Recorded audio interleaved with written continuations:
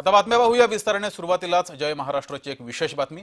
उत्तराखंड, काश्मीर, महाराष्ट्राला ढगफुटीचा फटका बसतोय। डोंगर माथ्यावरील ढगफुटीमुळे पायथ्याच्या गावांना याचा फटका बसतोय। एकूणच देशभरात ढगफुटीचा प्रकोप हा का वाढतोय, पाहूयात या खास रिपोर्टमधून।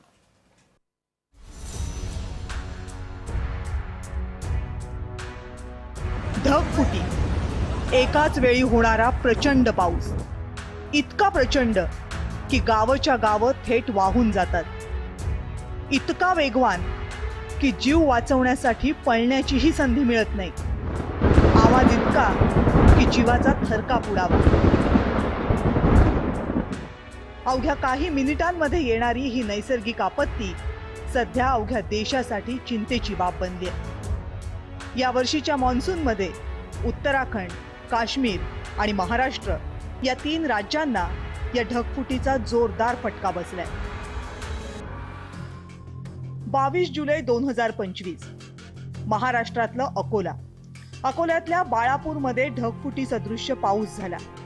पारस परिसरातील 5 ते 6 गावात प्रचंड पाऊस बरसला। या पावसामुळे या परिसरातल्या अनेक घरांमधलं सामान वाहून गेलं।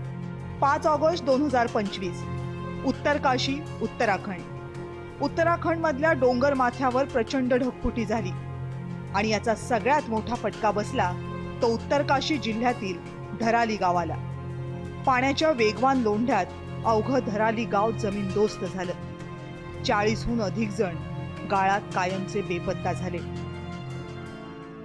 14 ऑगस्ट 2025 जम्मू काश्मीर मधलं किश्तवाड, ढगफुटीमुळे अचानकपणे प्रचंड पाण्याचे लोट डोंगरावरून खाली आले। काहीही कळायच्या आत शेकडो लोक पाण्याच्या त्या प्रवाहात सापडले।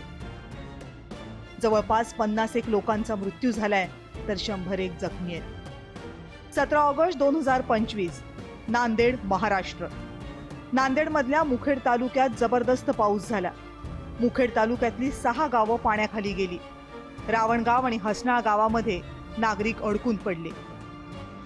रविवारी नांदेडमध्ये झालेल्या ढगफुटीमुळे 6 गावं पाण्याखाली गेली, गाड्या पाण्यात वाहून गेल्या, शेकडो संसार एका क्षणात उद्ध्वस्त झाले। तर या ठिकाणी बीड, लातूर आणि नांदेड या ठिकाणी मोठ्या प्रमाणात पूरस्थिती आहे। मागच्या काळात हिंगोली, परभणीतही पाऊस जोरात आला, पण आताच्या परिस्थितीमध्ये गेले 2 दिवस आणि पुढचे 3 दिवस बीड, लातूर आणि नांदेड इथली पूरस्थिती जी आहे ही जरा संभावित आहे।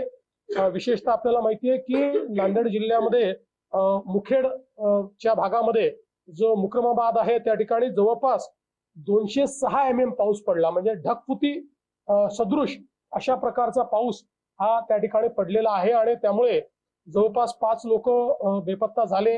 150 पेक्षा जास्त जनावरांचा वाहून गेल्याचा किंवा मृत्यू झाल्याचा संभव आहे आणि विशेषतः खूप लोक त्या ठिकाणी अडकले होते।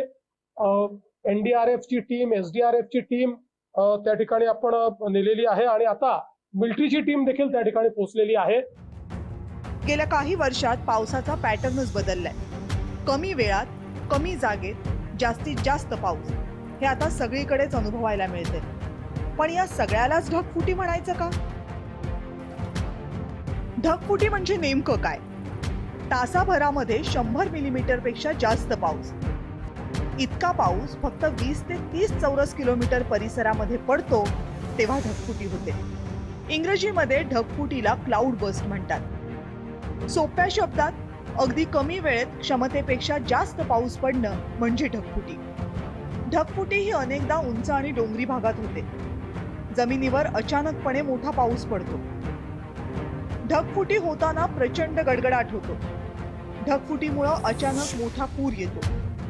जेव्हा ढगांमध्ये जास्त आर्द्रता असते तेव्हा ढग खूप जड होतात आणि या ढगांना हवेचा दाब सहन करणं अशक्य होतं।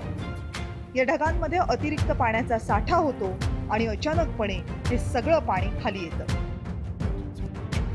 पाण्याचा प्रचंड लोट अचानक आल्यामुळे ढगफुटीमुळे होणारं नुकसानही मोठं असतं। इतर काही नैसर्गिक आपत्तींप्रमाणे ढगफुटीचा आगाऊ अंदाजही लावता येत नाही, कारण ही अत्यंत कमी वेळात होणारी नैसर्गिक प्रक्रिया आहे। त्यामुळेच ढगफुटी ही सध्या भारतच नाही तर जगभरातील अनेक देशांची डोकेदुखी बनली आहे।